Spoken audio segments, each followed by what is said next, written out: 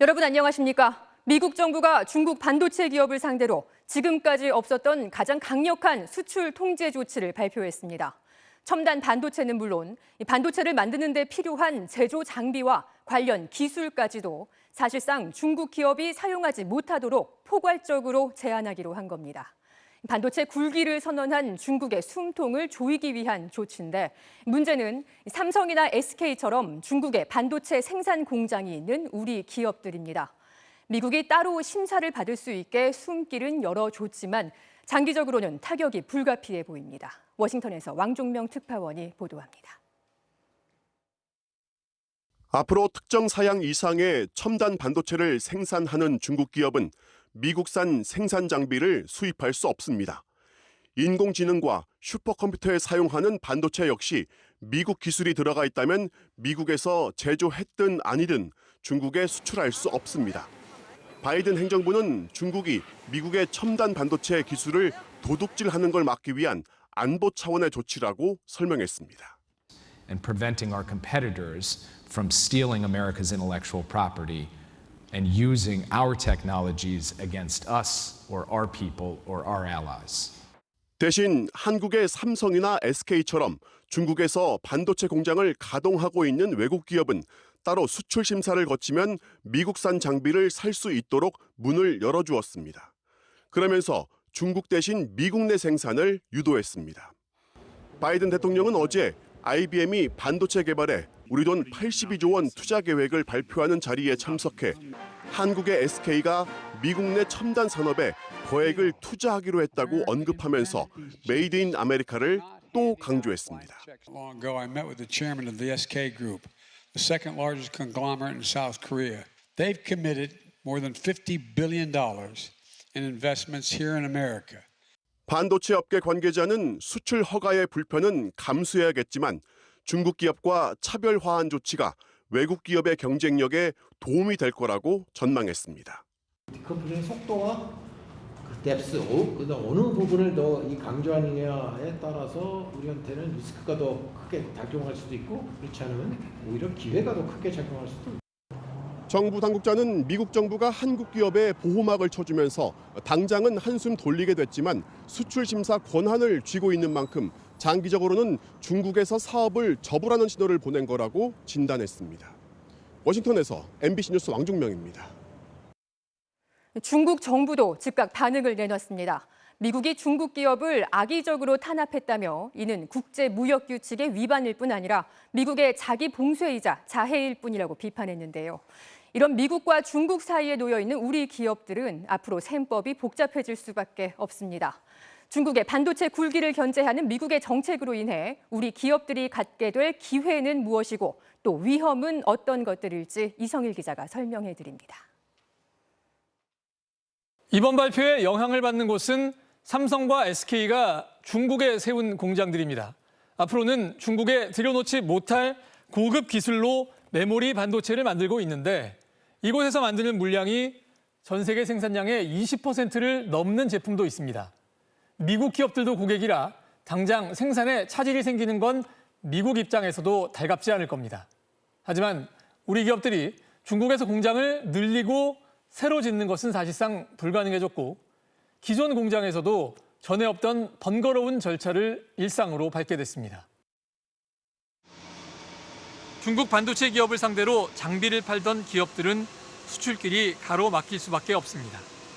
기술 유출을 감시하는 미국과 기술을 달라고 압박하는 중국 사이에서 곤란한 처지에 놓일 수 있다는 걱정도 있습니다.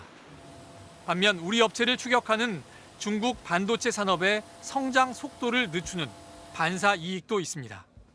중국 정부가 지난 7년 동안 70조 원 넘는 돈을 쏟아부은 덕에 몇몇 기업들은 애플 스마트폰에 부품을 공급할 수준의 경쟁자로 성장했습니다. YMTC 같은 기업들의 그 성장을 막았다는 것은 저는 상당히 긍정적인 것 같고 중국 공장의 고도화가 좀 어려워질 수는 있을 것 같아요. 메모리 반도체 산업의 주도권이 지난 1980년대 이후 일본에서 한국으로 넘어온 계기로 미국과 일본의 무역 분쟁을 꼽습니다. 당장 영향은 적더라도 강대국들의 무역 분쟁에 우리 기업들이 신경을 곤두세우는 이유입니다. MBC 뉴스 이성일입니다. 5년 만에 동해로 출동했던 미국의 핵 항공모함이 사실상 2주 만인 오늘 한반도를 빠져나갔습니다. 그동안 수차례 탄도미사일을 발사하고 전투기 편대까지 출격시켰던 북한이 오늘은 말폭탄을 쏟아냈는데요.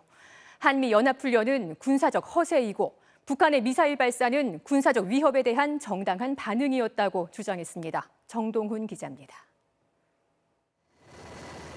미국 핵항모 로널드 레이건호가 오늘 오전 제주도 동남방 해상을 거쳐 한반도 수역을 빠져나갔습니다.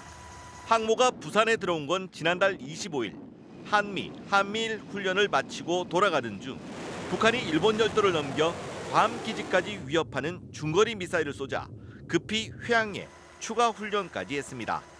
결국 2주 만에 한반도 수역을 떠나는 건데 레이건호는 당분간 일본 서쪽 해상에 머물며 북한 움직임을 주시할 걸로 예상됩니다. Moving forward, we will continue to consult closely with our allies and partners and stand ready to respond appropriately to any potential future provocative acts by North Korea. 지난 2주 동안 북한이 6차례에 걸쳐 발사한 탄도미사일은 모두 10발. 한미 훈련 중 미사일을 쏜 것도 이례적이지만 이렇게 몰아서 쏜 건 전례 없는 고강도 무력 시위입니다. 그리고 항모가 물러난 오늘 북한은 국가항공총국과 국방성 별도담화에서 항모를 동원한 한미연합훈련을 군사적 허세라고 폄하하면서도 그간 미사일 발사는 미국의 군사 위협에 대한 자위적 조치이자 정당한 반응이라고 주장했습니다. 무력 시위 대신 담화를 선택해 숨고르기에 들어간 것 아니냐는 해석도 있지만 한반도 정세 악화의 책임을 한미에 돌려 추가 도발을 위한 명분 쌓기용일 수 있다는 분석도 나옵니다. SLBM이라든지 ICBM이라든지 일종의 길딱기용의 의도가 있지만 군사 분야 합의 파기를 비롯한 비무장지대에서의 긴장 고조 행위 이것도 예고하고 있는 것이 아닌가. 이런 가운데 오는 10일 노동당 창건일을 맞는 북한은 열병식보다는 작년처럼 대규모 국방 전람회를 열어 신형 무기를 과시하고 김정은 위원장 연설을 통해 대남대미 메시지를 낼 걸로 관측됩니다. MBC 뉴스 정동훈입니다. 지금 서울 여의도 한강공원에서는 불꽃 축제가 한창입니다. 지난 3년 동안 멈춰있던 우리 일상이 이제는 정말 되돌아온 게 실감날 정도로 엄청난 인파가 여의도에 몰렸는데요. 현장 분위기 어떤지 바로 가보겠습니다. 자, 김정우 기자. 불꽃 축제가 이제 거의 절정에 다다르고 있다고요? 어두웠던 시간을 지나 네, 제 뒤로 형형색색의 불꽃이 하늘 높이 올라갈 준비를 마쳤습니다. 굵은 불꽃이 강하게 솟구치다 이내 동그라미로 또 분수 모양으로 다양한 모습으로 변하며 장관을 만들고 있습니다. 불꽃쇼는 조금 전인 7시 20분부터 시작되는데요. 한국과 일본, 이탈리아 3개국이 모여 코로나19 극복과 희망을 주제로 불꽃쇼를 선보이고 있습니다.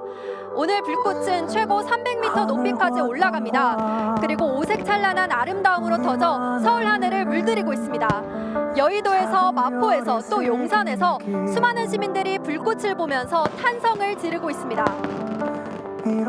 기대했던 것보다 웅장하고 아름다웠어요. 사업이 잘 되게 해달라고 빌었고. 이번 생애 불꽃 축제는 3년 만에 열렸는데요. 오랜만에 열리는 만큼 구간도 기존 원효대교가 아닌 한강철교부터 마포대교까지로 넓어져 더 많은 시민들이 불꽃을 볼 수 있습니다.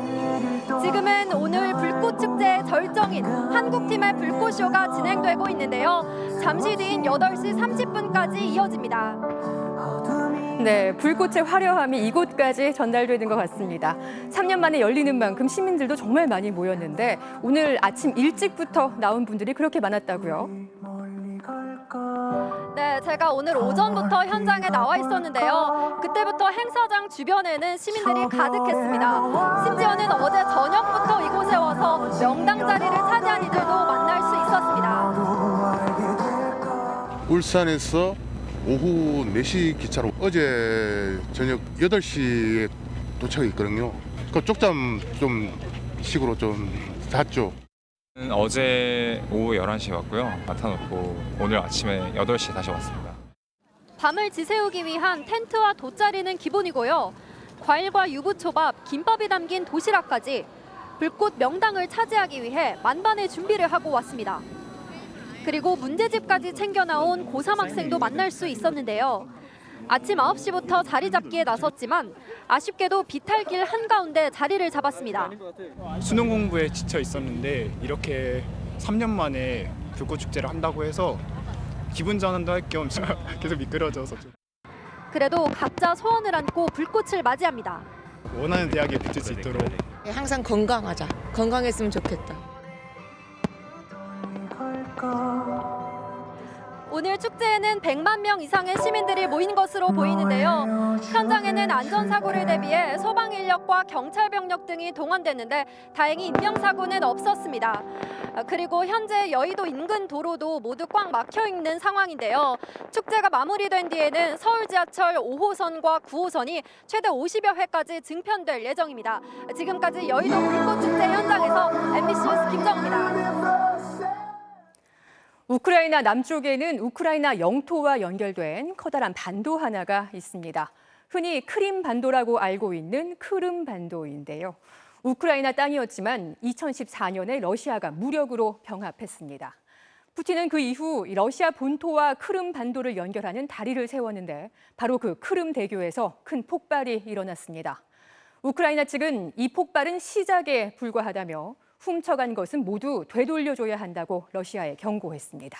서혜영 기자의 보도입니다. 크름대교 위 화물 열차에서 시뻘건 화염과 함께 검은 연기가 치솟습니다. 크름대교를 건너던 트럭에서 폭탄이 터져 화물 열차에 딸려있던 유조차에 불이 옮겨 붙은 겁니다. 길이가 무려 19km에 달하는 크름대교는 러시아가 2014년 크름반도를 점령한 이후 크름반도와 자국 본토를 연결하기 위해 수조 원을 들여 건설한 건데 우크라이나 침공 이후엔 러시아군에게 핵심 보급로로 사용돼 왔습니다.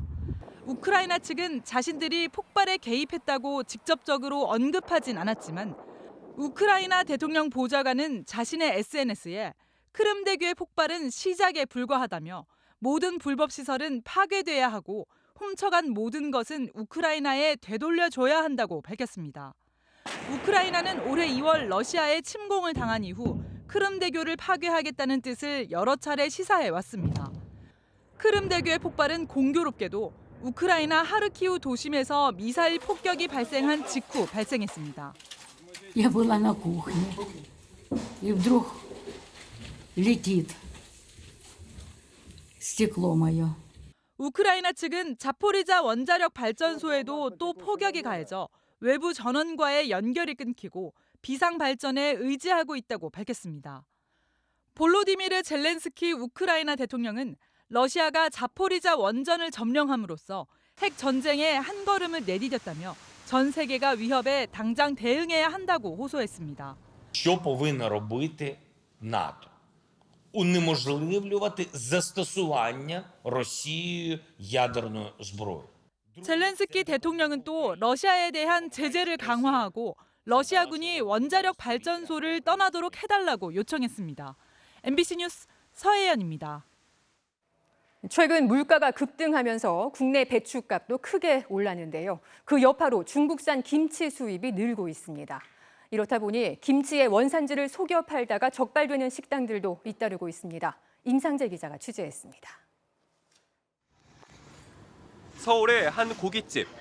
반찬통 안에 배추김치가 담겨 있습니다. 배추는 국내산이라 적혀 있습니다. 하지만 버려진 김치 포장 상자를 보니 중국산입니다. 중국산이라 깜빡 못 적어본 거 새로 바꾸는 바람에. 김치찌개를 주로 파는 식당. 여기도 중국산 김치를 쓰면서 메뉴판엔 국내산이라 적었습니다. 배추김치인가 이거? 네. 중국산 맞죠? 사장은 배추값이 비싸 중국산으로 바꿨는데 표시를 미처 못 바꿨다고 했습니다. 원하는 표시는 국산을 같은데요? 왜냐면 다 국산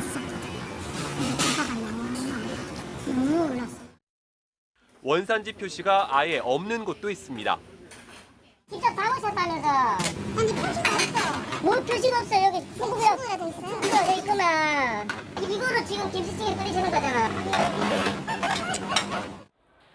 배추값이 오르면서 중국산 김치 수입도 늘어나고 있습니다. 올해 8월까지 1억 986만 달러, 작년보다 27% 증가했습니다. 같은 기간 김치 원산지를 거짓으로 표시해 적발된 식당은 256곳, 아예 표시를 안 한 곳은 122곳이었습니다. 중국산 김치는 눈으로도 국산과 구분할 수 있다고 합니다. 국산 김치는 중국산 김치에 비해서 부재료와 김치 속이 더 많은 편입니다. 원산지를 거짓으로 표시하면 7년 이하의 징역 또는 1억 원 이하의 벌금형을 받을 수 있습니다. MBC 뉴스 임상재입니다. 네, 지금 보시는 곳은 청와대 앞마당입니다. 거대한 은색 조형물이 보이시죠? 얼마 전 청와대 개방 100일을 기념한다면서 1억 원 가까이 들여 설치한 미러볼인데요. 알고 보니 얼마 전까지도 대구 수성구의 한 연못에 지자체 상징물로 설치돼 있던 거였습니다. 어떻게 된 일인지 남효정 기자가 단독 취재했습니다. 청와대 앞마당에 거대한 미러볼이 등장했습니다. 지름 5m짜리로 거울 조각들을 이어붙여 만든 은색의 대형 공조형물입니다. 문화재청 산하 문화재재단은 청와대 개방 100일 기념으로 지난 8월 9,300만 원의 예산을 들여 이 미러볼을 설치했습니다. 그런데 원래 이 거대 미러볼은 대구시에 있는 연못인 수성못에 있던 거였습니다. 대구시 수성구가 수성을 상징하기 위해 태양계 행성인 수성을 형상화해 만든 미러볼이었던 겁니다. 점등을 할 수 있는 마법의 주문이 있는데요. 행복 수성입니다. 행복 수성! 대구 수성구는 지난해 12월 지역 비축제에서 레이저쇼 용도로 이 미러볼을 사용했습니다. 청와대 또한 당초 이 미러볼에 레이저를 쏴 조명쇼 등 축하 공연을 할 예정이었습니다. 그러나 막상 주변 민원이 우려돼 정작 축하쇼는 못한 채 전시용으로만 사용했습니다. 난데없이 청와대에 등장한 이 거대한 미러볼에 인터넷 커뮤니티 등에선 어울리지 않는다며 논란도 일었습니다. 청와대에 느닷없이 등장한 미러볼을 보고 우리 국민들께서 어떻게 생각하셨을지 의문이 듭니다. 청와대 졸속 개방을 단적으로 보여주는 대표적인 사례입니다. 지자체 행사에 쓰였던 상징물이 대한민국 역사 중심인 청와대에 설치돼 의미와 분위기가 맞지 않는다는 지적입니다. 행사를 준비한 문화재재단은 시민들의 만족도가 높았고 적절히 활용해 예산 낭비는 아니라고 밝혔습니다. 미러볼 아이템은 이제 전국에서 다양한 이제 축제에서 사용되고 있고 잔디마당과 이제 꽃밭과 어울리고 편하게 쉴 수 있는 이제 그런 공간으로 이제 1억 원 가까이 들여 설치한 미러볼은 24일간 전시됐다가 지난달 태풍 흰남노가 접근할 때 안전 우려로 철거됐습니다. MBC 뉴스 남효정입니다. 오늘 아침 경기도 시흥의 한 골판지 제조업체에서 50대 노동자가 추락해 숨졌습니다.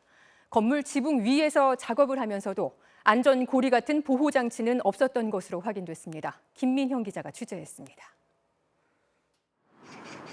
경기도 시흥시의 한 골판지 제조업체입니다. 오늘 오전 9시쯤 이 업체 건물 지붕 위에서 천막을 교체하는 작업을 하던 55살 외주업체 노동자 박모 씨가 추락했습니다. 박 씨는 천막이 찢어지면서 약 10m 아래로 떨어졌고 심폐소생술을 받으며 병원으로 옮겨졌지만 끝내 숨졌습니다. 천막도 뭐 몇 년 쓰면 교체를 사가서 이제 비가 새고 그러니 그거 교체하는 작업이었고. 숨진 노동자는 안전모는 지급받아 쓰고 있었지만 작업 당시 안전고리 등 보호장치는 없었던 것으로 조사됐습니다. 경찰은 현장 책임자 등을 상대로 안전수칙 준수 여부를 수사하고 있습니다. 서울 마포구의 한 사거리입니다. 추석 연휴였던 지난달 9일 밤 인천 연수경찰서 소속 30대 순경이 주차돼 있던 차량을 훔쳐몰고 가다 이곳에서 택시를 들이받고 달아났다가 한 달 만에 검거됐습니다. 경찰은 이 순경을 직위 해제했고 조만간 불러 음주 여부 등을 조사할 예정입니다. 어젯밤 11시 서울 강남의 한 클럽에 경찰들이 들어갑니다.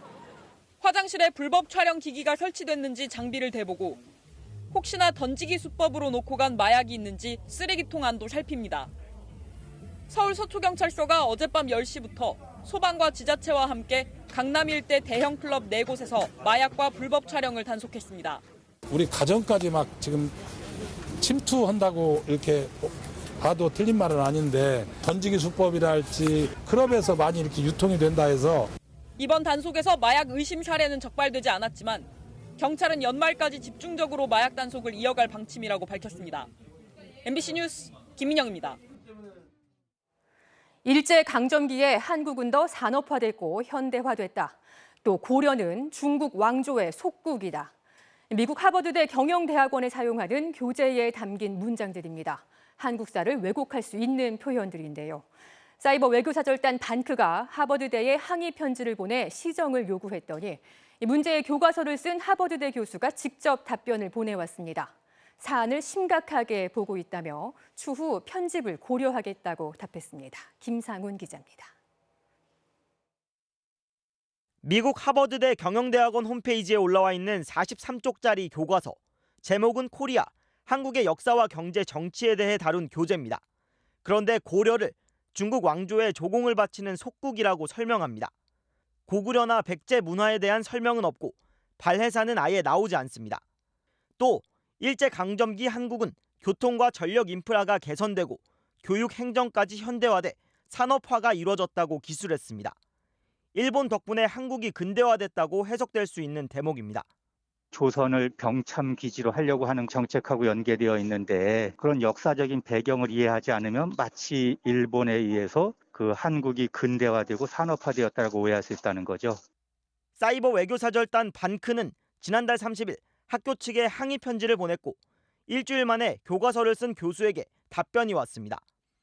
공동 집필자인 포레스트 라인하트 하버드대 경영대 교수는 메일을 통해 지적한 문제에 대해 매우 심각하게 생각한다면서 추후에 관련 내용이 편집되길 기대한다고 밝혔습니다. 앞으로 뭔가 추가적인 편집적인 수정이 만들어지는 것을 한번 고려해 보겠다라고 이제 답장을 해 주셨어요. 머지않은 시일 내에 그래도 수정이 되지 않을까 저는 기대하고 있습니다. 반크는 교과서 내용이 완전히 시정될 때까지 이를 요구하는 캠페인을 계속 펼칠 계획이라고 밝혔습니다. MBC 뉴스 김상훈입니다.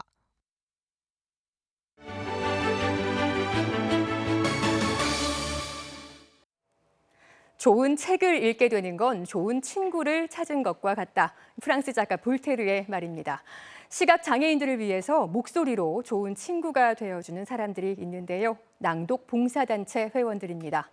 책 내용을 더 잘 전달하고 싶어서 길게는 1년까지도 낭독 교육을 받는다고 하는데요. 아름다운 목소리만큼이나 아름다운 마음을 가진 사람들을 이지호 영상기자가 만나봤습니다. 내가 돌아오는 길엔 늘 당신이 있었습니다. 선이 좀 꽤 괜찮은 해피엔딩. 인식 개선 캠페인 컨텐츠 공모전을 진행합니다. 휴식이도 가는데 지는 왜 안 보내줍니까? 어떻게 보면 가볍게 생각할 수 있지만 이 낭독을 대하는 기본적인 교육을 좀 어느 정도 받아야 좀 더 들이기에 민망하지 않는 좀 실력을 가꿀 수 있지 않을까? 단순하게 활자만 읽어서 전달할 거냐, 아니면 그 글자가 가지고 있는 그 색깔, 느낌, 이런 것들을 좀 내가 나름대로 해석해서 쉬울 것 같은데. 그치. 아, 나는 꼭 성우가 되고 싶구나 이런 생각을 해서 봉사를 하면서 자신의 기초를 다지고 그런 식으로 성장을 하면 되겠다 해서 이제 하게 되었습니다. 마음의 저항 없이 충분히 슬퍼하는 일이다. 자신감을 가져라. 다른 사람들의 말을 신경 쓰지 마라. 그래서 저도 다른 사람들한테 이 말을 전해주고 싶다 해서 이 책을 골랐어요. 전 지금까지는 시를 주로 읽었어요. 단어 하나하나가 자연스럽고도 상대방의 마음에 공감할 수 있게 그런 부분에 노력하죠. 그 자리에 내가 만들어 놓은 그 자리에 당신이 있었습니다. 내 곁에는. 이 계절 가을과도 되게 잘 어울리는 시라고 저는 느꼈어요. 슬프지만 좋아하는 가을. 학교 운동장에 이렇게 서 있으면 낙엽이 이렇게 우수수 떨어져요. 그 소리가 좋아가지고 계속 들었던 적도 있어요.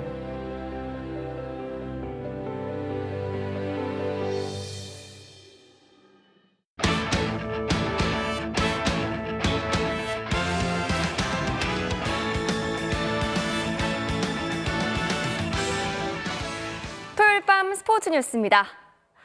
조선의 4번 타자 롯데의 심장 이대호 선수가 오늘 은퇴 경기를 가졌습니다. 부산 사직구장 안팎을 가득 채운 팬들은 전설의 마지막을 함께했습니다. 경기 시작 한참 전부터 사직구장 앞엔 팬들이 가득했는데요. 이대호 선수도 팬 한 명 한 명에게 사인 모자를 선물하는 시간을 가졌습니다. 경기 역시 이대호를 위한 무대였습니다. 자녀들이 시구와 시타를 함께했고 롯데 선수들은 이대호와 등번호 10번이 새겨진 특별한 유니폼을 맞춰 입었습니다.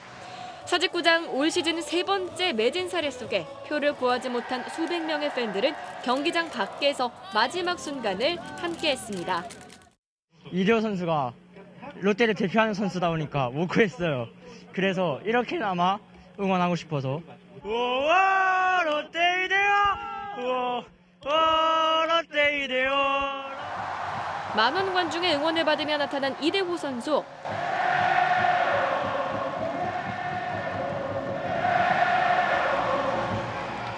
첫 타석부터 큼지막한 2루타로 롯데 팬들을 열광시키더니 8회에는 깜짝 구원 투수로 마운드에 올랐어요.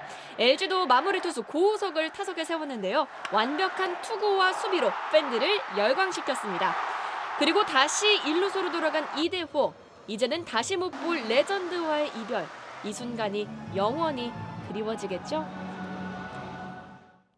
K리그1 1, 2위 팀 간의 맞대결에서 정말 극적인 승부가 연출됐습니다. 경기 종료 직전 2골을 몰아친 울산이 전북의 거짓말 같은 역전승을 거뒀습니다. 김태훈 기자입니다.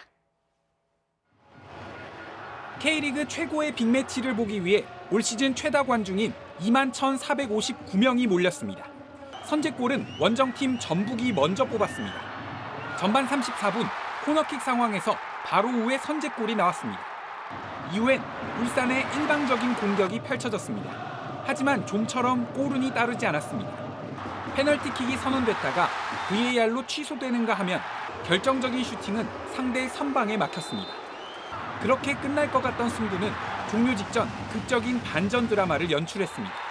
후반 51분 마틴 아담이 VAR로 얻어낸 페널티킥을 성공하며 가까스로 동점을 만든 울산은 여기서 멈추지 않았습니다. 추가 시간이 진행되던 후반 54분 마틴 아담이 이번엔 코너킥에서 헤더로 역전 결승골까지 터뜨리며 포효했습니다. 거짓말 같은 상황에 경기장은 말 그대로 뒤집어졌고 울산 팬들은 눈물을 터뜨리기도 하며 선수들과 팬들 모두 사실상 우승 분위기를 만끽했습니다.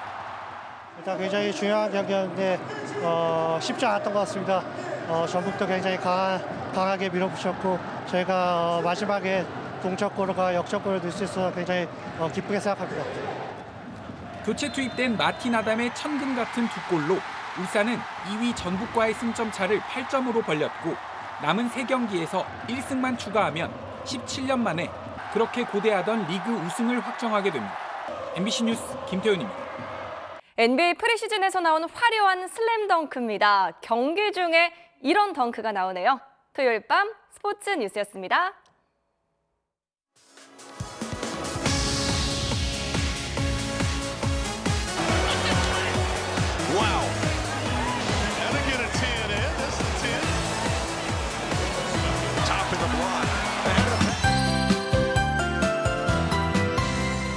주말 서울 등 내륙 지방에는 청명한 가을 하늘이 펼쳐졌습니다. 오늘 시청자께서 직접 찍어 보내주신 사진들인데요. 갈수록 더 푸르러지는 하늘, 그리고 계절빛을 머금은 가을 꽃들이 시선을 사로잡고 있습니다. 햇발은 순 우리말로 사방으로 뻗친 햇살이란 뜻인데요. 햇발을 받았던 오늘과 달리 한글날인 내일은 차츰 차가운 먹구름이 몰려옵니다.